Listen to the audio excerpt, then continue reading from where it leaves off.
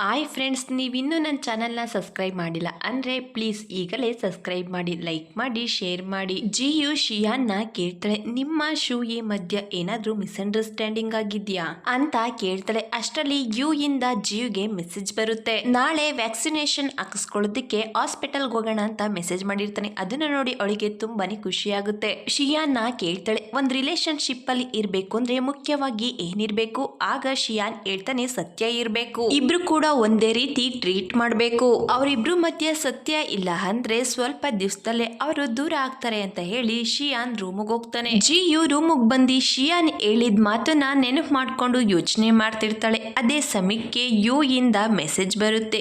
ನೀನು ತುಂಬಾ ದಿವಸದಿಂದ ಕ್ಲಾಸಿಗೆ ಬರ್ತಿಲ್ಲ, ನಾನ್ ನಿನಗೆ ಎಲ್ಲಾ ನೋಟ್ಸನ್ನು ಕಳಿಸಿದ್ದೀನಿ. ನಿನ್ಗೆ ಗೊತ್ತಾಗ್ಲಿಲ್ಲ ಅಂದ್ರೆ ನನಗೆ ಕಾಲ್ ಮಾಡಬಹುದು ಅಥವಾ ನನ್ನನ್ನ ಬಂದು ಮೀಟ್ ಮಾಡಬಹುದು. ಆ ಮೆಸೇಜ್ ನ ಓದಿ ಜಿಯುಗೆ ತುಂಬಾನೇ ಖುಷಿ ಆಗುತ್ತೆ. ಅವಳಿಗೆ ಮತ್ತೆ ಶಿಯಾನ್ ಹೇಳಿದ ಮಾತು ನೆನಪಾಗುತ್ತೆ. ಆಗೋಳು ಯುಗೆ ಮೆಸೇಜ್ ಮಾಡ್ತಾಳೆ, ನನಗೆ ಎಲ್ಲಾ ನೋಟ್ಸ್ ಅನ್ನು ಕಳಿಸಿದಕ್ಕೆ ಥ್ಯಾಂಕ್ಸ್, ಆದ್ರೆ ನಾಳೆ ವ್ಯಾಕ್ಸಿನೇಷನ್ ಹಾಕಿಸ್ಕೊಳ್ಳೋದಕ್ಕೆ ನಾನೇ ಹೋಗ್ತೀನಿ. ಆ ಮೆಸೇಜ್ ನ ಓದಿ ಯು ಮನಸ್ಸಿನಲ್ಲೇ ಯೋಚನೆ ಮಾಡ್ತಾನೆ, ಜಿಯುಗೆ ಸಡನ್ ಆಗಿ ಏನಾಯ್ತು. ಮತ್ತೊಂದ್ ಕಡೆ ಯಾಂಗಿ ಶೂಯಿಗೆ ಎಲ್ಲಾ ಬಿಸ್ನೆಸ್ ಮ್ಯಾನ್ ಅನ್ನು ಕೂಡ ಮೀಟ್ ಮಾಡಿಸ್ತಾನೆ. ಇವ್ರ ಬಗ್ಗೆ ಲಾಸ್ಟ್ ಟೈಮ್ ಅವಳ ಹತ್ರ ಹೇಳಿರ್ತಾನೆ. ಶೂಯಿಗೆ ಎಲ್ಲಾರ ಇಂಟರ್ವ್ಯೂನು ಮಾಡಿ ತುಂಬಾನೇ ಖುಷಿ ಆಗುತ್ತೆ. ಮತ್ತೊಂದ್ ಕಡೆ ಪ್ರೊಫೆಸರ್ ಯು ಶೂಯಿ ಬರ್ದಿರೋ ಆರ್ಟಿಕಲ್ ನ ಓದ್ತಿರ್ಬೇಕಾದ್ರೆ ಅದರಲ್ಲಿ ಜಿಯು ಬಗ್ಗೆ ಕೂಡ ಮೆನ್ಷನ್ ಮಾಡಿರ್ತಾಳೆ. ಅದನ್ನ ಓದಿ ಪ್ರೊಫೆಸರ್ ಯು ಜಿಯು ಬಗ್ಗೆ ಪಾಸಿಟಿವ್ ಆಗಿ ಮೆಸೇಜ್ ಮಾಡ್ತಾರೆ. ಆ ಮೆಸೇಜ್ ನ ಓದಿ ಜಿಯು ಈ ರೀತಿ ನಾನು ಕೂಡ ಪೂರ್ತಿ ಆರ್ಟಿಕಲ್ ನ ಬರೆದ್ರೆ ಹೇಗಿರುತ್ತೆ ಅಂತ ಹೇಳಿ ತುಂಬಾನೇ ಎಕ್ಸೈಟ್ ಆಗಿ ನನ್ನ ಲೈಫ್ ಪರ್ಪಸ್ ಏನು ಅಂತ ನನ್ಗೆ ಗೊತ್ತಾಯ್ತು. ನೆಕ್ಸ್ಟ್ ಡೇ ಜಿಯು ಕ್ಲಾಸಿಗೆ ಬರ್ತಾಳೆ. ಅವಳಿಗಾಗಿ ಜಾಗ ಇಟ್ಕೊಂಡಿರೋದಕ್ಕೆ ಅವನ್ ಡೆಸ್ಕ್ ಮೇಟ್ಗೆ ಜ್ಯೂಸ್ ಕೊಟ್ಟು ಥ್ಯಾಂಕ್ಸ್ ಹೇಳ್ತಾಳೆ. ಅದನ್ನ ಪ್ರೊಫೆಸರ್ ಯು ನೋಡ್ತಾರೆ. ಅವರಿಗೆ ಜಲಸಿ ಫೀಲ್ ಆಗುತ್ತೆ. ಕ್ಲಾಸ್ ಮುಗಿದ್ಮೇಲೆ ಪ್ರೊಫೆಸರ್ ಯು ಜಿಯು ಹತ್ರ ಬಂದು ಕೇಳ್ತಾರೆ, ನಿನ್ಗೆ ಏನ್ ಅರ್ಥ ಆಗ್ಲಿಲ್ಲ? ಆಗೋಳು ನೋಟ್ಸ್ ನ ತೋರಿಸಿ ನನ್ಗೆ ಈ ಪಾಯಿಂಟ್ಸ್ ಸ್ವಲ್ಪ ಕೂಡ ಅರ್ಥ ಆಗ್ಲಿಲ್ಲ. ಆಗ ಯು ಹೇಳ್ತಾರೆ, ಈ ಟಾಪಿಕ್ ಬಗ್ಗೆ ಇಂದಿನ ಕ್ಲಾಸ್ ಅಲ್ಲಿ ಡಿಸ್ಕಸ್ ಆಗಿದೆ, ನಾನ್ ನಿನಗೆ ನೋಟ್ಸ್ ಕಳ್ಸಿದೀನಿ, ಆ ನೋಟ್ಸ್ ಅನ್ನ ಓದು. ಆಗ್ಲೂ ಕೂಡ ನಿನ್ಗೆ ಅರ್ಥ ಆಗ್ಲಿಲ್ಲ ಅಂದ್ರೆ ನನ್ನನ್ನ ಕೇಳು, ನಾನ್ ನಿನಗೆ ಹೇಳ್ತೀನಿ. ಆಗ ಜಿಯು ಅವನಿಗೆ ಥ್ಯಾಂಕ್ಸ್ ಹೇಳಿ ಅಲ್ಲಿಂದ ಹೋಗೋದಿಕ್ಕೆ ಅಂತ ಹೋಗ್ತಾಳೆ. ಆಗ ಪ್ರೊಫೆಸರ್ ಯು ಹೇಳ್ತಾರೆ, ನನ್ಗೆ ಬೇರೆ ಕ್ಲಾಸ್ ಇಲ್ಲ, ಇಬ್ರು ಕೂಡ ಜೊತೆಲೆ ಊಟ ಮಾಡೋದಿಕ್ ಹೋಗೋಣ. ಜಿಯು ಕೂಡ ಯು ಮಾತಿಗೆ ಒಪ್ಕೊಂಡು ಕ್ಯಾಂಟೀನ್ಗೆ ಹೋಗ್ತಿರ್ಬೇಕಾದ್ರೆ ಎದುರುಗಡೆ ಪ್ರೊಫೆಸರ್ ಯು ಸ್ಟೂಡೆಂಟ್ ಬರ್ತಾಳೆ. ಅವಳು ಹೇಳ್ತಾಳೆ, ಸೀನಿಯರ್ಸ್ ಗ್ರಾಜುಯೇಷನ್ ಸೆರೆಮನಿ ನಡೆಯುತ್ತೆ, ನೀವ್ ಅಲ್ಲಿಗೆ ಬಂದು ಲೆಕ್ಚರ್ ಕೊಡ್ಬೇಕು. ಆಗ ಜಿಯು ಹೇಳ್ತಾಳೆ, ನೀವು ನಿಧಾನವಾಗಿ ಮಾತಾಡಿ, ನಾನು ಹೋಗ್ತೀನಿ. ಆಗ ಪ್ರೊಫೆಸರ್ ಯು ಹೇಳ್ತಾರೆ, ನೀನ್ ಹೋಗೋದೇನು ಬೇಡ. ಆಗ ಜಿಯು ಅಲ್ಲೇ ನಿಂತ್ಕೋತಾಳೆ. ಪ್ರೊಫೆಸರ್ ಯು ಅವನ್ ಸ್ಟೂಡೆಂಟ್ಗೆ ಹೇಳ್ತಾರೆ, ನಾನು ಇದ್ರ ಬಗ್ಗೆ ಆಮೇಲೆ ಮಾತಾಡ್ತೀನಿ. ಆಗ ಸ್ಟೂಡೆಂಟ್ ಕೇಳ್ತಾರೆ, ಇವರು ನಿಮ್ ಗರ್ಲ್ ಫ್ರೆಂಡ್? ಆದ್ರೆ ಯು ಆ ಸ್ಟೂಡೆಂಟ್ ಮಾತಿಗೆ ಯಾವುದೇ ಉತ್ತರ ಕೂಡ ಕೊಡೋದಿಲ್ಲ. ಜಿಯು ಯುನ ಕೇಳ್ತಾಳೆ, ನೀವ್ ಯಾಕೆ ಅವರಿಗೆ ಎಕ್ಸ್ಪ್ಲೈನ್ ಮಾಡ್ಲಿಲ್ಲ ನಾನ್ ನಿಮ್ ಗರ್ಲ್ ಫ್ರೆಂಡ್ ಅಲ್ಲ ಅಂತ? ಆಗ ಪ್ರೊಫೆಸರ್ ಯು ಹೇಳ್ತಾರೆ, ಎಕ್ಸ್ಪ್ಲೈನ್ ಮಾಡೋ ಅವಶ್ಯಕತೆ ಇಲ್ಲ ಅಂತ ಅನ್ನಿಸ್ತು. ಆಗ ಇಬ್ರು ಕೂಡ ಸ್ಮೈಲ್ ಮಾಡ್ತಾರೆ. ಮತ್ತೊಂದ್ ಕಡೆ ಶಿಯಾನ್ ಪ್ರೊಫೆಸರ್ ಲಿಂಗ್ಗೆ ಲಯನ್ ಟೆಕ್ನಾಲಜಿನ ತೋರ್ಸೋದಿಕ್ಕೆ ಅಂತ ಕರ್ಕೊಂಡ್ ಬಂದಿರ್ತಾರೆ. ಚಿಂಗ್ ಕಾಂಗ್ ಪ್ರೊಫೆಸರ್ ಲೀನ ಕೇಳ್ತಾರೆ, ನಮ್ ಜೊತೆ ಕೆಲಸ ಮಾಡೋದ್ರ ಬಗ್ಗೆ ನೀವು ಏನು ಯೋಚನೆ ಮಾಡಿದ್ದೀರಾ? ಆಗ ಪ್ರೊಫೆಸರ್ ಲಿಂಗ್ ಹೇಳ್ತಾರೆ, ನಾನು ನಮ್ ಯೂನಿವರ್ಸಿಟಿ ಲ್ಯಾಬ್ ನ ಬಿಡೋದಿಕ್ಕಾಗಲ್ಲ, ಆದ್ರೆ ನನ್ನ ಹತ್ರ ಒಂದು ಸಜೆಷನ್ ಇದೆ. ಡಾರ್ಕ್ ಕ್ರಾಸ್ ಕಂಪನಿ ಜೊತೆ ಕೋಆಪರೇಷನ್ ಮಾಡಿದ್ರೆ ಆಗಿರುತ್ತೆ. ಆದ್ರೆ ಚಿಂಗ್ ಕಾಂಗ್ ಅವ್ರ ಮಾತ್ಗೆ ಒಪ್ಕೊಳ್ಳೋದಿಲ್ಲ. ಆದ್ರೆ ಶಿಯಾನ್ ಪ್ರೊಫೆಸರ್ ಲಿಂಗ್ ಹೇಳಿದ ಮಾತ್ ಬಗ್ಗೆ ಯೋಚನೆ ಮಾಡೋದಕ್ಕೆ ಶುರು ಮಾಡ್ತಾರೆ. ಮತ್ತೊಂದ್ ಕಡೆ ಶೂಯಿಗೆ ಯಾಂಗಿಯಿಂದ ಮೆಸೇಜ್ ಬರುತ್ತೆ. ಚಾರಿಟಿ ಇವೆಂಟ್ ಗೆ ಅವನ್ ಜೊತೆ ಕರ್ಕೊಂಡು ಹೋಗೋದಿಕ್ಕೆ ಇನ್ವೈಟ್ ಮಾಡ್ತಾನೆ. ಯಾಂಗಿಗೆ ರಿಪ್ಲೈ ಮಾಡೋದಕ್ಕಿಂತ ಮೊದಲು ಶೂಯಿ ಯೋಚನೆ ಮಾಡ್ತಿರ್ಬೇಕಾದ್ರೆ ಅಲ್ಲೇ ಹೋಗ್ತಿದ್ದ ಯೂನಿ ಹೇಳ್ತಾಳೆ, ಶಿಯಾನ್ ಕೂಡ ಈ ಚಾರಿಟಿ ಇವೆಂಟ್ ಗೆ ಹೋಗ್ತಿದ್ದಾರೆ ಅಂತ. ಶೂಯಿ ಅದನ್ನ ಕೇಳಿಸ್ಕೊಂಡು ಅವನ್ ಇನ್ವಿಟೇಷನ್ ನ ಅಕ್ಸೆಪ್ಟ್ ಮಾಡ್ಕೋತಾಳೆ. ಶೂಯಿ ಯಾಂಗಿ ಇಬ್ರು ಕೂಡ ಚಾರಿಟಿ ಇವೆಂಟ್ ಗೆ ಬಂದಿರ್ತಾರೆ. ಗುಹಾನ್ ಇವರಿಬ್ರು ಜೊತೆಲಿರೋದನ್ನ ನೋಡಿ ಯಾಂಗಿ ಶೂಯಿ ಜೊತೆ ಏನ್ ಮಾಡ್ತಿದ್ದಾರೆ ಅಂತ ಹೇಳ್ತಾನೆ. ಶಿಯಾನ್ ಶೂಯಿ ಇಬ್ರು ಕೂಡ ಒಬ್ರು ಮುಖನ ಒಬ್ರು ನೋಡ್ತಿರ್ಬೇಕಾದ್ರೆ ಶಿಯಾನ್ ಶೂಯಿ ಹತ್ರ ಹೋಗೋದಿಕ್ಕೆ ಅಂತ ಹೋಗ್ತಾನೆ. ಅದೇ ಸಮಯಕ್ಕೆ ಶಿಯಾನ್ ಎಕ್ಸ್ ಗರ್ಲ್ ಫ್ರೆಂಡ್ ವೆನ್ನಿಲ್ ಬರ್ತಾಳೆ. ಅವಳನ್ನ ನೋಡಿ ಶೂಯಿಗೆ ಸ್ವಲ್ಪ ಕೂಡ ಇಷ್ಟ ಆಗೋದಿಲ್ಲ. ಯಾಂಗಿ ಶೂಯಿ ನೋಡ್ತಿರೋದನ್ನ ನೋಡಿ ಸ್ನ್ಯಾಕ್ಸ್ ತಿನ್ನೋದಿಕ್ಕೆ ಹೋಗೋಣ ಅಂತ ಹೇಳಿ ಶೂಯಿನ ಅಲ್ಲಿಂದ ಕರ್ಕೊಂಡು ಹೋಗ್ತಿದ್ರೆ ಶಿಯಾನ್ ಶೂಯಿ ಹೋಗೋದನ್ನ ನೋಡ್ತಾ ನಿಂತಿರ್ತಾನೆ. ಮೇರಿನಾ ಕೇಳ್ತಾಳೆ, ನಿಮ್ಗೆ ಅವ್ರ ಪರಿಚಯ ಇದೆಯಾ? ಆಗ ಶಿಯಾನ್ ಹೇಳ್ತಾನೆ, ಹೌದು. ಯಾಂಗಿ ಶೂಯಿ ತಿನ್ನೋದಿಕ್ಕೆ ಕೇಕ್ ಕೊಡ್ತಾನೆ. ಆದ್ರೆ ಅವಳಿಗೆ ಹೊಟ್ಟೆ ಹಸ್ವಾಗ್ತಿರಲ್ಲ. ಶಿಯಾನ್ ನ ನೋಡ್ತಾ ನಿಂತಿರ್ತಾಳೆ. ಯಾಂಗಿ ಶೂಯಿ ಕೈ ಇಟ್ಕೊಂಡು ಹೊರ್ಗಡೆ ಕರ್ಕೊಂಡು ಹೋಗ್ತಾನೆ. ಶಿಯಾನ್ ಯಾಂಗಿ ಕರ್ಕೊಂಡು ಹೋಗ್ತಿರೋದನ್ನ ನೋಡ್ತಾನೆ. ಇಬ್ರು ಕೂಡ ಹೊರ್ಗಡೆ ಬಂದು ಡ್ರಿಂಕ್ ಮಾಡ್ತಿರ್ಬೇಕಾದ್ರೆ ಯಾಂಗಿ ಶೂಯಿನ ಕೇಳ್ತಾನೆ, ನಾನು ಒಳ್ಳೆ ಬಾಯ್ ಫ್ರೆಂಡ್ ಆಗೋದಿಕ್ಕಾಗಲ್ವಾ? ಆಗ ಶೂಯಿ ಹೇಳ್ತಾಳೆ, ಆಗಬಹುದು, ಆದ್ರೆ ನನಗೆ ಅದರಿಂದ ಯಾವುದೇ ವ್ಯತ್ಯಾಸ ಕೂಡ ಆಗೋದಿಲ್ಲ, ಯಾಕಂದ್ರೆ ನನ್ನ ಮನಸ್ಸಲ್ಲಿ ಬೇರೆಯವರಿದ್ದಾರೆ. ಮತ್ತೊಂದ್ ಕಡೆ ವೆನ್ನಿಲ್ ಶಿಯಾನ್ನ ಕೇಳ್ತಾಳೆ, ನನ್ಗೆ ತುಂಬಾನೇ ಪಶ್ಚಾತ್ತಾಪ ಆಗ್ತಿದೆ, ನಾವಿಬ್ರು ಮತ್ತೊಂದು ಅವಕಾಶನ ತಗೊಳ್ಳೋದಿಕ್ಕಾಗಲ್ವಾ? ಆಗ ಶಿಯಾನ್ ಹೇಳ್ತಾನೆ, ಆ ರೀತಿ ಎಲ್ಲ ಆಗೋದಿಲ್ಲ. ಆಗ ವೆನ್ನಿಲ್ ಕೇಳ್ತಾಳೆ, ನಿನ್ ಗರ್ಲ್ ಫ್ರೆಂಡ್ ಜೊತೆ ಬ್ರೇಕಪ್ ಆಗಿದ್ಯಾ? ಆಗ ಶಿಯಾನ್ ಹೇಳ್ತಾನೆ, ನಾನು ಯಾವತ್ತೂ ಕೂಡ ಹೇಳಿಲ್ಲ ನನ್ ಗರ್ಲ್ ಫ್ರೆಂಡ್ ಜೊತೆ ಬ್ರೇಕಪ್ ಆಗಿದೆ ಅಂತ. ಮತ್ತೊಂದ್ ಕಡೆ ಯಾಂಗಿ ಕೇಳ್ತಾನೆ, ನೀನ್ ಅವನನ್ನ ಅಷ್ಟೊಂದು ಇಷ್ಟಪಡ್ತೀಯ ಅಂದ್ಮೇಲೆ ಯಾಕೆ ಅವ್ರ ಜೊತೆ ಇಲ್ಲ? ಆಗ ಶೂಯಿ ಹೇಳ್ತಾಳೆ, ಇದ್ರಲ್ಲಿ ತಪ್ಪೆಲ್ಲ ನಂದೇ. ಆಗ ಯಾಂಗಿ ಅವಳನ್ನ ಕರ್ಕೊಂಡು ಅಲ್ಲಿಂದ ಹೋಗ್ತಾನೆ. ಮತ್ತೊಂದ್ ಕಡೆ ಶಿಯಾನ್ ಎಕ್ಸ್ ಗರ್ಲ್ ಫ್ರೆಂಡ್ ಹೇಳ್ತಾಳೆ, ನೀನ್ ತುಂಬಾ ಬದಲಾಗಿದ್ಯಾ? ಆಗ ಶಿಯಾನ್ ಹೇಳ್ತಾನೆ, ಪ್ರತಿಯೊಬ್ರು ಕೂಡ ಬದಲಾಗ್ತಾರೆ ಅಂತ ಹೇಳಿ ಅಲ್ಲಿಂದ ಹೋಗ್ತಾನೆ. ಹೊರ್ಗಡೆ ಬಂದು ಶೂಯಿನ ಎಲ್ಲ ಕಡೆ ಹುಡುಕ್ತಾನೆ. ಯಾಂಗಿ ಶೂಯಿ ಇಬ್ರು ಕೂಡ ಒಂದು ಮರದ ಮೇಲಿರ್ತಾರೆ. ಶಿಯಾನ್ ಶೂಯಿನ ನೋಡಿ ಹೇಳ್ತಾನೆ, ಶೂಯಿ ಕೆಳಗಡೆ ಇಳಿದು ಬಾ. ಆಗ ಶೂಯಿ ಹೇಳ್ತಾಳೆ, ನಿನ್ನ ನೋಡೋದಿಲ್ಲ. ಯಾಂಗಿ ಶೂಯಿಗೆ ಮೋನ್ ತೋರಿಸ್ಬೇಕು ಅಂತ ನೋಡ್ತಿರ್ತಾನೆ. ಶೂಯಿನ ಮೇಲ್ಗಡೆ ಬರೋದಿಕ್ಕೆ ಹೇಳಿದ್ರೆ ಶಿಯಾನ್ ಅವಳನ್ನ ಕೆಳಗಡೆ ಇಳಿದು ಬರೋದಿಕ್ಕೆ ಹೇಳ್ತಾನೆ. ಆಗ ಶೂಯಿ ಶಿಯಾನ್ಗೆ ಹೇಳ್ತಾಳೆ, ನೀನ್ ನನ್ನನ್ನ ಪ್ರೀತಿಯಿಂದ ಕರೆಯೋವರೆಗೂ ನಾನ್ ನಿನ್ನ ಹತ್ರ ಬರೋದಿಲ್ಲ. ಆಗ ಶಿಯಾನ್ ಪ್ರೀತಿಯಿಂದ ಅವಳನ್ನ ಪೆರಿ ಅಂತ ಕರೀತಾನೆ. ಅದನ್ನ ಕೇಳ್ತಿದ್ದಾಗೆ ಶೂಯಿ ಶಿಯಾನ್ ಹತ್ರ ಹೋಗ್ತಾಳೆ. ಆಗ ಶಿಯಾನ್ ಅವಳನ್ನ ಇಟ್ಕೋತಾನೆ, ಯಾಕಂದ್ರೆ ಅವಳು ಬಿದ್ದೋಗ್ತಿರ್ತಾಳೆ. ಶೂಯಿ ಶಿಯಾನ್ನ ಹಗ್ ಮಾಡ್ಕೊಂಡು ಹೇಳ್ತಾಳೆ, ನೀನ್ ನನ್ನನ್ನ ಇಗ್ನೋರ್ ಮಾಡ್ತಿದ್ಯಾ? ನಂಗೆ ತುಂಬಾ ಬೇಜಾರಾಗ್ತಿದೆ. ಮರದ ಮೇಲೆ ಕೂತಿದ್ದ ಯಾಂಗಿ ಹೇಳ್ತಾನೆ, ಶೂಯಿನ ಇಲ್ಲೇ ಬಿಟ್ಟು ನೀನು ಹೊರಟೋಗು. ಆಗ ಶಿಯಾನ್ ಹೇಳ್ತಾನೆ, ಶೂಯಿಗೆ ಏನ್ ಬೇಕೋ ಅದನ್ನ ನಾನೇ ಕೊಡಿಸ್ತೀನಿ ಅಂತ ಹೇಳಿ ಶೂಯಿನ ಎತ್ಕೊಂಡೋಗಿ ಕಾರ್ ಒಳಗಡೆ ಕೂರಿಸ್ಕೊಂಡು ಕೂತ್ಕೋತಾನೆ. ಅವನ್ ಕೋಟನ್ನ ಬಿಚ್ಚಿ ಶೂಯಿಗೆ ಒದಿಸ್ತಾನೆ. ಶೂಯಿ ಶಿಯಾನ್ಗೆ ಹೇಳ್ತಾಳೆ, ನೀನು ಹೋಗ್ಬೇಡ, ನಾನ್ ನಿನ್ನ ತುಂಬಾ ಮಿಸ್ ಮಾಡ್ಕೋತಿದ್ದೀನಿ. ಆಗ ಶಿಯಾನ್ ಹೇಳ್ತಾನೆ, ನಾನ್ ಇಲ್ಲೇ ಇದ್ದೀನಿ ಅಂತ ಹೇಳ್ತಾನೆ. ಶೂಯಿ ಪದೇ ಪದೇ ಶಿಯಾನ್ ಹೆಸರನ್ನ ಕರೀತಾ ಅವನನ್ನ ಹಗ್ ಮಾಡ್ಕೊಂಡು ಹೇಳ್ತಾಳೆ, ನಾನ್ ನಿಮ್ಮನ್ನ ತುಂಬಾ ಮಿಸ್ ಮಾಡ್ಕೋತಾ ಇದ್ದೆ ಅಂತ ಹೇಳಿ ಅಳ್ತಾ, ಎಲ್ರು ಕೂಡ ನಿಮ್ಮನ್ನ ನೋಡಬಹುದು, ಆದ್ರೆ ನಾನ್ ಮಾತ್ರ ನಿಮ್ಮನ್ನ ನೋಡೋ ಹಾಗಿಲ್ಲ. ಯಾಕೆ? ನಾನು ಕೂಡ ನಿಮ್ಮನ್ನ ನೋಡ್ಬೇಕು, ಮೀಟ್ ಮಾಡ್ಬೇಕು. ಆಗ ಶಿಯಾನ್ ಹೇಳ್ತಾನೆ, ಆಗಿದ್ರೆ ನೀನು ನನ್ನ ಪ್ರಶ್ನೆಗೆ ಉತ್ತರ ಕೊಡ್ಬೇಕು, ನಿನ್ ಮನ್ಸಲ್ಲಿ ನನ್ ಮೇಲೆ ಫೀಲಿಂಗ್ಸ್ ಇದೆಯಾ ಅಂತ ಕೇಳ್ತಾನೆ. ಆದ್ರೆ ಶೂಯಿ ಅವನ್ ಪ್ರಶ್ನೆಗೆ ಉತ್ತರ ಕೊಡೋದಿಲ್ಲ. ಶಿಯಾನ್ ನೋಡಿದಾಗ ಶೂಯಿ ಆಗ್ಲೇ ಮಲ್ಕೊಂಡ್ಬಿಟ್ಟಿರ್ತಾಳೆ. ಶಿಯಾನ್ ಮನೆಗ್ ಬಂದು ಶೂಯಿ ನಂಬರ್ನ ಅನ್ಬ್ಲಾಕ್ ಮಾಡ್ತಾನೆ. ನೆಕ್ಸ್ಟ್ ಡೇ ಶೂಯಿಗೆ ಯಾಂಗಿಯಿಂದ ಗುಡ್ ಮಾರ್ನಿಂಗ್ ಮೆಸೇಜ್ ಬರುತ್ತೆ. ಅವ್ನ್ ಕೇಳ್ತಾನೆ, ನೀನು ಆರಾಮಾಗಿದ್ಯಾ ಅಂತ. ಆಗ ಶೂಯಿ ರಾತ್ರಿ ನನ್ನನ್ನ ಯಾರ್ ಮನೆಗ್ ಬಿಟ್ರು ಅಂತ ಮೆಸೇಜನ್ನ ಟೈಪ್ ಮಾಡ್ತಾಳೆ. ಆದ್ರೆ ಅವನಿಗೆ ಸೆಂಡ್ ಮಾಡೋದಿಲ್ಲ. ರಾತ್ರಿ ನಡೆದಿದ್ಯಾವ್ದು ಕೂಡ ಶೂಯಿಗೆ ನೆನ್ಪಿರೋದಿಲ್ಲ. ಶೂಯಿ ಆಫೀಸಿಗೆ ಬರ್ತಾಳೆ. ಯಾಂಗಿ ಅವಳಿಗಾಗಿ ಫ್ರೂಟ್ಸ್ ಕಳ್ಸಿರ್ತಾನೆ. ಫ್ರೂಟ್ಸ್ ಅನ್ನೆಲ್ಲ ಕಟ್ ಮಾಡಿ ಎಲ್ರಿಗೂ ಕೂಡ ಹಂಚೋದಿಕ್ಕೆ ಹೇಳ್ತಾಳೆ. ಅಷ್ಟರಲ್ಲಿ ಮಿಸ್ ಈ ಶೂಯಿನ ಕ್ಯಾಬಿನ್ ಒಳಗಡೆ ಬರೋದಿಕ್ಕೆ ಹೇಳ್ತಾರೆ. ಮತ್ತೊಂದ್ ಕಡೆ ಅಸಿಸ್ಟೆಂಟ್ ಶಿಯಾನ್ ಹತ್ರ ಫೈಲ್ ತಗೊಂಡು ಬರ್ತಾನೆ. ಆಗ ಶಿಯಾನ್ ಹೇಳ್ತಾನೆ, ನೀನು ಇನ್ನೇನಾದ್ರೂ ಹೇಳೋದಿದ್ಯಾ? ಆಗ ಅಸಿಸ್ಟೆಂಟ್ ಚಿನ್ ಹೇಳ್ತಾರೆ, ಯಾಂಗಿ ಶೂಯಿನ ಫಾಲೋ ಮಾಡ್ತಿದ್ದಾರೆ. ಅದನ್ನ ಕೇಳಿ ಶಿಯಾನ್ಗೆ ಸ್ವಲ್ಪ ಕೂಡ ಇಷ್ಟ ಆಗೋದಿಲ್ಲ. ಫೈಲ್ನ ಟೇಬಲ್ ಮೇಲೆ ಇಡ್ತಾರೆ. ಅಸಿಸ್ಟೆಂಟ್ ಚಿನ್ಗೆ ಅಲ್ಲಿಂದ ಹೋಗೋದಕ್ಕೆ ಕೇಳಿ ಶಿಯಾನ್ ಕೂತ್ಕೊಂಡು ಯೋಚನೆ ಮಾಡ್ತಿರ್ತಾರೆ.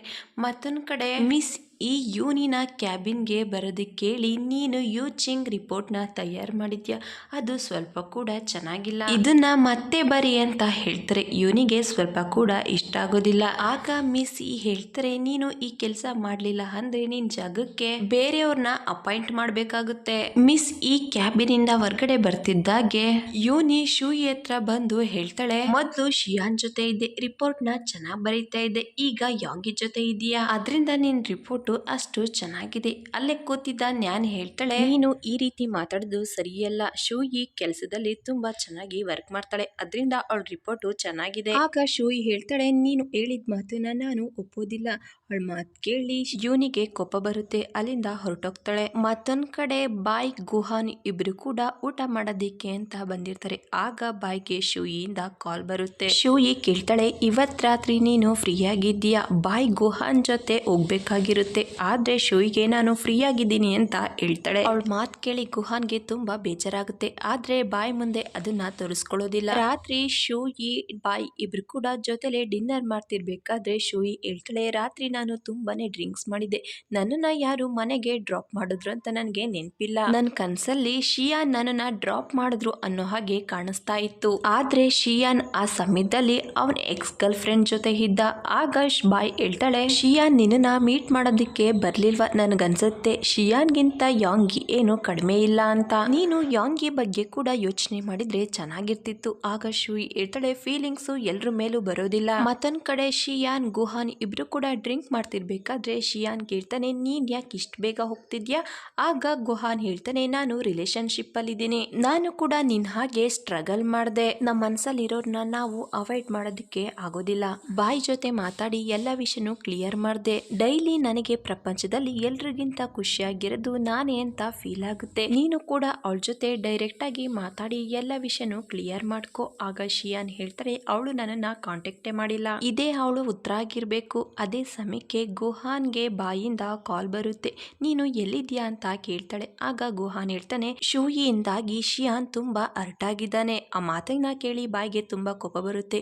ಶಿಯಾನಿಂದಾಗಿ ಶೂಯಿ ತುಂಬಾ ಹರ್ಟ್ ಆಗಿದ್ದಾಳೆ. ಆಗ ಗುಹಾನ್ ಫೋನನ್ನ ಸ್ಪೀಕರ್ ಅಲ್ಲಿ ಇಡ್ತಾನೆ. ಬಾಯ್ ಶಿಯಾನ್ ನ ಕೇಳ್ತಾಳೆ, ಈ ಜೊತೆ ಬ್ರೇಕಪ್ ಮಾಡ್ಕೋಬೇಕು ಅಂದ್ರೆ ಸುಮ್ನೆ ಮಾಡ್ಕೋಬೇಕು, ಅದನ್ನ ಬಿಟ್ಟು ಅವಳಿಗೆ ಟಾರ್ಚರ್ ಯಾಕೆ ಮಾಡ್ಬೇಕು? ಆಗ ಗುಹಾನ್ ಕೇಳ್ತಾನೆ, ಶೂಯಿ ಯಾಂಗಿನ ಇಷ್ಟಪಡ್ತಿದ್ದಾಳ? ಆಗ ಬಾಯ್ ಹೇಳ್ತಾಳೆ, ಅವಳಿಗೆ ಯಾಂಗಿ ಮೇಲೆ ಯಾವುದೇ ರೀತಿ ಫೀಲಿಂಗ್ಸ್ ಕೂಡ ಇಲ್ಲ.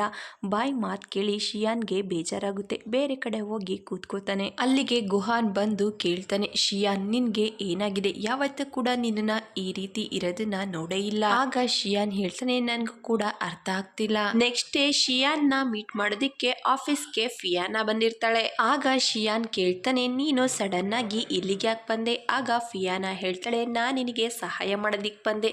ನನಗೆ ಗೊತ್ತು ನನ್ ಡ್ಯಾಡ್ ಅಂಕಲ್ ಜಾನ್ ನಿನಗೆ ಸಪೋರ್ಟ್ ಮಾಡ್ತಿಲ್ಲ ಅಂತ, ಆದ್ರೆ ನಾನ್ ನಿನ್ಗೆ ಫುಲ್ ಸಪೋರ್ಟ್ ಮಾಡ್ತೀನಿ ಅಂತ ಹೇಳ್ತಾಳೆ. ಅಷ್ಟರಲ್ಲಿ ಅಲ್ಲಿಗೆ ಅವಳ ಡ್ಯಾಡ್ ಬರ್ತಾರೆ. ಫಿಯಾನಾ ಅವ್ರ ಡ್ಯಾಡ್ ಹತ್ರ ಹೊರಟೋಗ್ತಾಳೆ. ಅವರು ಅವಳನ್ನ ಪ್ರೀತಿಯಿಂದ ಫಿಫಿ ಅಂತ ಕರಿತಿರ್ತಾರೆ. ಮಿಸ್ಟರ್ ಟಿಯಾನ್ ಅವಳನ್ನ ಕೇಳ್ತಾರೆ, ಏರ್ಪೋರ್ಟ್ ಇಂದ ನೇರವಾಗಿ ಇಲ್ಲಿಗೆ ಯಾಕೆ ಬಂದೆ? ಶಿಯಾನ್, ಫಿಫಿಯಿಂದ ನಿನ್ಗೇನಾದ್ರೂ ಬೇಜಾರಾಗಿದ್ರೆ ಅವಳ ಪರವಾಗಿ ನಾನು ನಿನ್ನ ಹತ್ರ ಕ್ಷಮೆ ಕೇಳ್ತೀನಿ. ಆಗ ಶಿಯಾನ್ ಹೇಳ್ತಾನೆ, ಫಿಫಿ ನನಗೆ ಚಿಕ್ಕ ತಂಗಿ ಇದ್ದಾಗೆ, ನೀವೇನು ಯೋಚನೆ ಮಾಡಬೇಡಿ. ಮತ್ತೊಂದ್ ಕಡೆ ಶೂಯಿ ನೂಡಲ್ಸ್ ನ ತಿನ್ನೋದಿಕ್ಕೆ ಅಂತ ಬಂದಿರ್ತಾಳೆ. ಅಲ್ಲೂ ಕೂಡ ಅವಳಿಗೆ ಶಿಯಾನ್ ನೆನಪಾಗ್ತಾ ಇರ್ತಾನೆ. ಅವನು ತುಂಬಾ ನೆನಪಾಗ್ತಿರೋದ್ರಿಂದ ಟ್ಯಾಕ್ಸಿ ತಗೊಂಡು ಬರ್ತಾಳೆ. ಒಂದ್ಸಾರಿ ಶಿಯಾನ್ ನ ಮೀಟ್ ಮಾಡಿ ಮಾತಾಡಿದ್ರೆ ಎಲ್ಲ ವಿಷಯನೂ ಕ್ಲಿಯರ್ ಆಗುತ್ತೆ ಅಂತ ಹೇಳಿ ಟ್ಯಾಕ್ಸಿಯಿಂದ ಇಳಿಯೋದಿಕ್ಕೆ ಅಂತ ಹೋಗ್ತಾಳೆ. ಅಷ್ಟರಲ್ಲಿ ಫಿಫಿ ಶಿಯಾನ್ ಜೊತೆ ಇರೋದನ್ನ ನೋಡಿ ಅವಳಿಗೆ ತುಂಬಾನೇ ಬೇಜಾರಾಗುತ್ತೆ. ಅಲ್ಲಿಂದ ಹೊರಟೋಗ್ತಾಳೆ. ನೆಕ್ಸ್ಟ್ ಡೇ ಶೂಯಿ ಆಫೀಸಲ್ಲಿ ವರ್ಕ್ ಮಾಡ್ತಿರ್ಬೇಕಾದ್ರೆ ಅಲ್ಲಿಗೆ ನ್ಯಾನ್ ಬಂದು ಹೇಳ್ತಾಳೆ, ನಿನ್ನೆ ಅಬ್ರಾಡ್ ಇಂದ ಶಿಯಾನ್ ಚಿಕ್ಕ ವಯಸ್ಸಿನ ಫ್ರೆಂಡು ವಾಪಸ್ ಬಂದಿದ್ದಾಳೆ. ಅವಳು ಶಿಯಾನ್ಗೆ ಅವನ ಕಂಪ್ನಿನಲ್ಲಿ ಸಹಾಯ ಮಾಡೋದಿಕ್ಕೆ ಅಂತ ಬಂದಿದ್ದಾಳೆ. ಆಗ ಶೂಯಿ ಹೇಳ್ತಾಳೆ, ಅದರಿಂದ ನನಗೆ ಏನು ಆಗ್ಬೇಕಾಗಿಲ್ಲ. ಮತ್ತೊಂದ್ ಕಡೆ ಬಾಯ್ ಗುಹಾನ್ ಇಬ್ರು ಕೂಡ ರೇಸ್ ಕೋರ್ಸ್ಗೆ ಬಂದಿರ್ತಾರೆ. ಗುಹಾನ್ ಬಾಯ್ಗೆ ಒಂದು ಆರ್ಸನ್ನ ಗಿಫ್ಟ್ ಆಗಿ ಕೊಡ್ತಾರೆ. ಇಬ್ರು ಕೂಡ ಜೊತೆಲಿ ಟೈಮ್ ಸ್ಪೆಂಡ್ ಮಾಡ್ತಿರ್ಬೇಕಾದ್ರೆ ಅದೇ ಸಮಯಕ್ಕೆ ಅಂಕಲ್ ಗಾನ್ ಮಿಸ್ ಈನ ಕರ್ಕೊಂಡು ಅಲ್ಲಿಗೆ ಬರ್ತಾರೆ. ಗುಹಾನ್ಗೆ ಅಂಕಲ್ ಗಾನ್ ರಿಲೇಶನ್ಶಿಪ್ ಬಗ್ಗೆ ಗೊತ್ತಾಗುತ್ತೆ. 4 ಜನನ ಕೂತ್ಕೊಂಡು ಟೀ ಕುಡಿತಿರ್ಬೇಕಾದ್ರೆ ಗುಹಾನ್ ಹೇಳ್ತಾನೆ, ಆರ್ಸ್ ರೈಡ್ ಆದ್ಮೇಲೆ ಎಲ್ರು ಕೂಡ ಜೊತೆಲೆ ಊಟ ಮಾಡೋಣ. ಆಗ ಮಿಸ್ ಈ ಹೇಳ್ತಾರೆ, ನಾನ್ ಇಲ್ಲಿಗೆ ಆರ್ಸ್ ನ ನೋಡೋದಿಕ್ಕಷ್ಟೇ ಬಂದಿದ್ದೆ, ಸಂಜೆ ನನ್ನ ಫ್ರೆಂಡ್ ಜೊತೆ ನನಗೆ ಮೀಟಿಂಗ್ ಇದೆ. ಆಗ ಅಂಕಲ್ ಗಾನ್ ಹೇಳ್ತಾರೆ, ನಾನು ಮಿಸ್ ಈನ ಡ್ರಾಪ್ ಮಾಡಿ ಬರ್ತೀನಿ, ನೀವಿಬ್ರು ಎಂಜಾಯ್ ಮಾಡಿ. ಆಗ ಮಿಸ್ ಈ ಅವರಿಬ್ರಿಗೂ ಬಾಯ್ ಅಂತ ಹೇಳಿ ಅಲ್ಲಿಂದ ಹೋಗ್ತಾರೆ. ಆಗ ಅಂಕಲ್ ಗಾನ್ ಕೇಳ್ತಾರೆ, ಇನ್ನೊಂದು ಸ್ವಲ್ಪ ಹೊತ್ತು ಇಲ್ಲೇ ಇರ್ಬೋದಿತ್ತಲ್ವಾ? ಆಗ ಮಿಸ್ ಈ ಹೇಳ್ತಾರೆ, ನಾನು ಇನ್ನು ಕೂಡ ತಯಾರಾಗಿಲ್ಲ ಅಂತ ಹೇಳ್ತಾರೆ. ಅಷ್ಟರಲ್ಲಿ ಅಲ್ಲಿಗೆ ಶಿಯಾನ್ ಕೂಡ ಬರ್ತಾರೆ. ಬಾಯ್ ಅವನನ್ನ ನೋಡಿ ಹೇಳ್ತಾಳೆ, ಬೇರೆಯವ್ರನ್ನ ಬ್ಲಾಕ್ ಮಾಡಿ ಆರಾಮಾಗಿ ಓಡಾಡ್ತಿರೋರು ಬಂದ್ರು ಅಂತ ಹೇಳ್ತಾಳೆ. ಶಿಯಾನ್ ಕೂಡ ಅವಳ ಮಾತನ್ನ ಕೇಳಿಸ್ಕೊತಾನೆ. ಅವನಿಗೂ ಕೂಡ ಅವಳ ಮಾತು ಇಷ್ಟ ಆಗೋದಿಲ್ಲ. ಆಗ ಗುಹಾನ್ ಹೇಳ್ತಾನೆ, ಇದ್ರಲ್ಲಿ ಶಿಯಾನ್ ತಪ್ಪು ಏನು ಇಲ್ಲ, ಅವನ್ಗೆ ಅರ್ಟ್ ಆಗಿದೆ. ಯಾಕಂದ್ರೆ ಶಿಯಾನ್ ಶೂಯಿನ ತುಂಬಾನೇ ಕೇರ್ ಮಾಡ್ತಾನೆ. ಆಗ ಬಾಯ್ ಹೇಳ್ತಾಳೆ, ಇದು ಯಾವ ರೀತಿ ಕೇರ್? ಅವಳನ್ನ ಎಲ್ಲಾ ಜಾಗದಿಂದಲೂ ತೆಗ್ದಾಕಿದ್ದಾರೆ. ಆಫೀಸಿಂದ ಸ್ಪೆಷಲ್ ರಿಪೋರ್ಟ್ ನ ಯೂನಿಕ್ ಕೊಟ್ಟಿದ್ದಾರೆ. ಆಗ ಶಿಯಾನ್ ಹೇಳ್ತಾನೆ, ನಾನ್ ಅವಳಿಗೆ ಕೊಟ್ಟಿಲ್ಲ. ಆಗ ಗುಹಾನ್ ಬಾಯ್ಗೆ ಹೇಳ್ತಾನೆ, ನೀನು ಶಿಯಾನ್ ಜೊತೆ ಮಾತಾಡು, ಮುಂದೆ ಏನ್ ಮಾಡ್ಬೇಕು ಅಂತ. ಆಗ ಶಿಯಾನ್ ಹೇಳ್ತಾನೆ, ಮೊದ್ಲಿಂದಲೂ ನನ್ನ ಮನಸ್ಸಲ್ಲಿ ಇರೋದು ಶೂಯಿ ಮಾತ್ರ.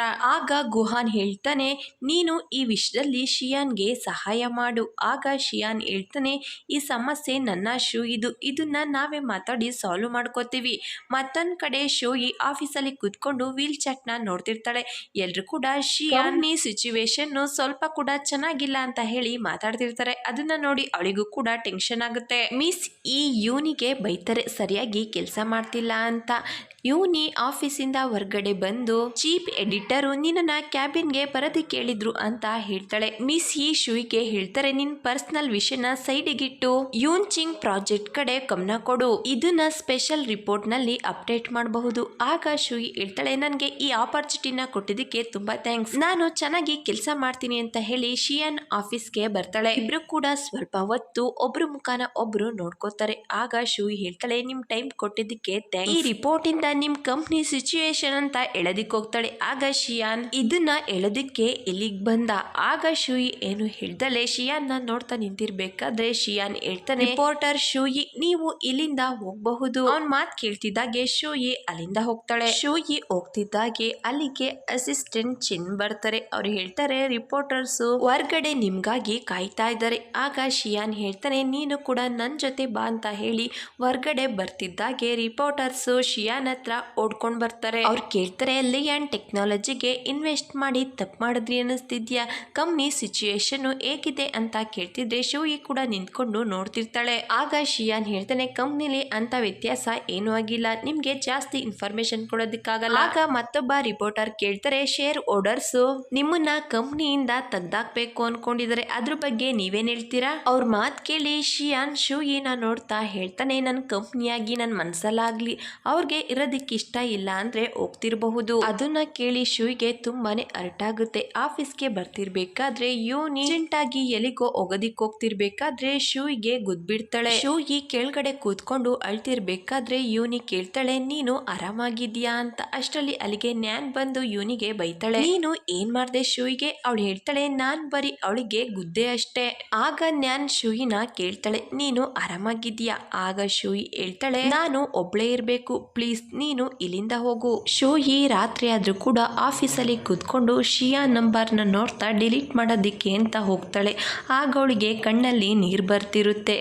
ಅವಳೇ ಸಮಾಧಾನ ಮಾಡಿಕೊಂಡು ಕೆಲಸ ಮಾಡೋದಿಕ್ಕೆ ಶುರು ಮಾಡ್ತಾಳೆ. ಮತ್ತೊಂದ್ ಕಡೆ ಶಿಯಾನ್ ನೂಡಲ್ಸ್ ತಿನ್ನೋದಿಕ್ಕೆ ಅಂತ ಬಂದಿರ್ತಾನೆ. ಅಲ್ಲೂ ಕೂಡ ಶೂಯಿ ನೆನಪಾಗ್ತಿರುತ್ತೆ. ಶಿಯಾನ್ ಶೂಯಿ ಹಿಂದೆ ಮಾಡಿದ್ದ ಮೆಸೇಜ್ ನ ಓಪನ್ ಮಾಡ್ಕೊಂಡು ನೋಡ್ತಾ ಕೂತಿರ್ತಾನೆ. ಯು ಕ್ಲಾಸ್ ಕೇಳೋದಿಕ್ಕೆ ಅಂತ ಬಂದಿರ್ತಾಳೆ. ಕ್ಲಾಸ್ ಮುಗಿದ್ಮೇಲೆ ಅವಳ ಡೆಸ್ಕ್ ಮೇಟ್ ಅವಳಿಗೆ ಕೆಲವೊಂದು ಪಾಯಿಂಟ್ಸ್ ನ ಅರ್ಥ ಮಾಡಿಸ್ತಿರ್ತಾನೆ. ಅದನ್ನ ನೋಡಿ ಪ್ರೊಫೆಸರ್ ಯುಗೆ ಜಲಸಿ ಫೀಲ್ ಆಗುತ್ತೆ. ಇಬ್ರು ಕೂಡ ಹೊರ್ಗಡೆ ಬಂದಾಗ ಅವಳ ಡೆಸ್ಕ್ ಮೇಟ್ ಕೇಳ್ತಾನೆ, ನಿನ್ಗೆ ಬಾಯ್ ಫ್ರೆಂಡ್ ಇದೆಯಾ? ಆಗ ಜಿಯು ಹೇಳ್ತಾಳೆ, ಇಲ್ಲ. ಆಗ ಡೆಸ್ಕ್ ಮೇಟ್ ಹೇಳ್ತಾನೆ, ನಾನು ಟ್ರೈ ಮಾಡಬಹುದಾ? ಯು ನಿಂತ್ಕೊಂಡು ಅವನ್ ಮಾತನ್ನ ಕೇಳಿಸ್ಕೊತಾನೆ. ಆಗ ಜಿಯು ಹೇಳ್ತಾಳೆ, ನನ್ಗನ್ಸುತ್ತೆ ನಮ್ಮಿಬ್ರಿಗೂ ಸೂಟ್ ಆಗೋದಿಲ್ಲ ಅಂತ, ಒಬ್ರು ಬಗ್ಗೆ ಒಬ್ರಿಗೆ ಏನು ಕೂಡ ಗೊತ್ತಿಲ್ಲ. ಆಗ ಡೆಸ್ಕ್ ಮೇಟ್ ಹೇಳ್ತಾರೆ, ನನ್ಗೂ ಕೂಡ ಆ ವಿಷಯ ಗೊತ್ತು, ಆದ್ರೆ ನಾನು ನಿನ್ನನ್ನು ತುಂಬಾನೇ ಇಷ್ಟಪಡ್ತೀನಿ, ಒಬ್ರನ್ನ ಒಬ್ರು ಅರ್ಥ ಮಾಡ್ಕೊಳ್ಳೋದಕ್ಕೆ ಇನ್ನೂ ಕೂಡ ಸಮಯ ಇದೆ.